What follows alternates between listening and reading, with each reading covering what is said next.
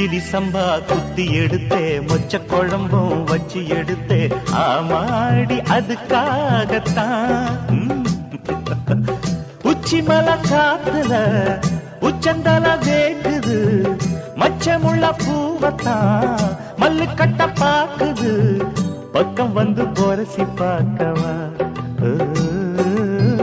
பந்தி வச்சு பசிய தீக்கவா